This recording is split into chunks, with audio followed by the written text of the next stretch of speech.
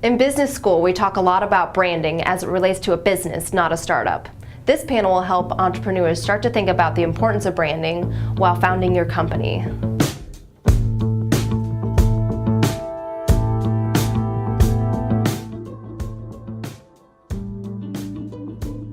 So what are we trying to do with our marketing? Are we trying to get the word out? Are we trying to increase awareness, get new customers? Are we trying to maybe find some mentors or some funding? So I think starting with the objective, and then whatever marketing or branding that you're doing, you can relate it back to the objective, which also makes it measurable.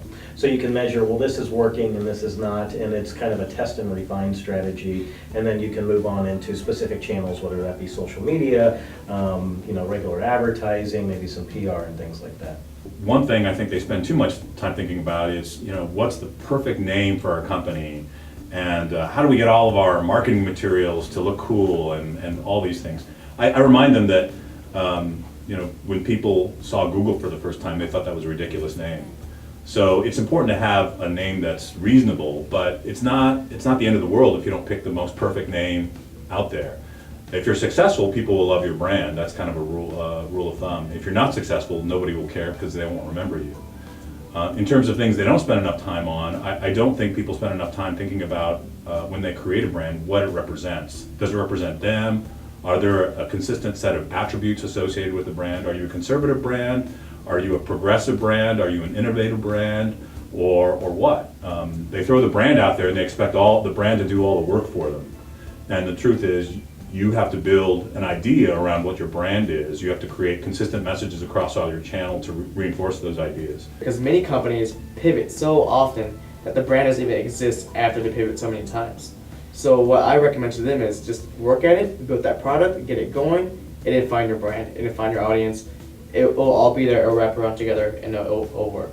So oftentimes people are going to put a blanket message out there, whether they're talking to their internal, like employees or investors, or they're trying to talk to the media or even the end user. So some of the things that we talk about with folks is really start with your internal audience first. Who is the closest to you? And the example that we like to use is, let's say if you have a 2-for-1 ice cream cone sale, but you don't tell the guy or girl who's working the counter that you're having a sale. And so there's a lot of communications breakdown that start at the very top, which is your smallest audience. And when you're engaging with influencers and media, that message also needs to be differentiated. So what's the hook that you're trying to engage these influencers? What's their interest? How are you going to tie it back? And then third, who is the facilitator? Who can go out there and maybe not purchase your product directly, but who can maybe say, oh, well, I know somebody who wants that. It could be Simon, or it could be another one of my friends or family.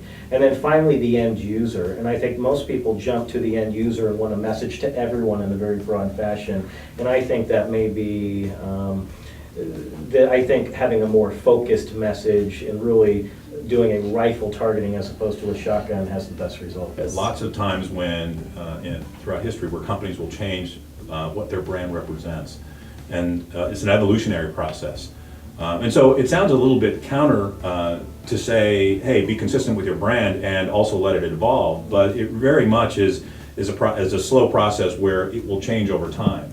It's important while it's changing to be as consistent as you can be. For example, don't go from saying, hey, we're a brand that's focused on customer service to next day saying we're a brand focused on sales or marketing.